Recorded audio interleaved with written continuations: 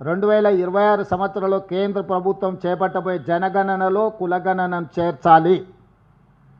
కేంద్ర ప్రభుత్వాన్ని ఖచ్చితంగా ఒత్తిడి తీసుకొచ్చి ఈ దేశ జనాభాను మొత్తం 100 సంవత్సరాల నుంచి ఎదురు చూస్తున్న జనగణనలో కులగణనను చేర్చడానికి అవసరమైన ప్రణాళికలు కూడా సిద్ధం చేయడానికి రేపు సాయంత్రము వివిధ రాష్ట్రాలకు సంబంధించిన పార్లమెంట్ సభ్యులకు ఏ విధంగా ఈ జనగణనలో కులగణనను చేపట్టవచ్చు, తెలంగాణ రాష్ట్రం చేపట్టిన అన్ని వివరాలను కూడా వాళ్ళకి వివరించి ఈ దేశానికే తెలంగాణ రాష్ట్రం ఒక మోడల్గా, తెలంగాణ మోడల్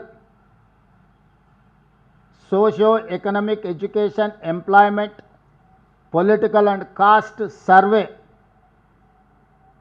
ఒక రోల్ మోడల్గా ఈ దేశానికి ఈరోజు మేము ఒక దిక్సూచిగా నిలబడదలుచుకున్నాం. దానికి సంబంధించి కేంద్ర ప్రభుత్వం మీద ఒత్తిడి తీసుకురావడానికి కార్యాచరణను తీసుకున్నాము.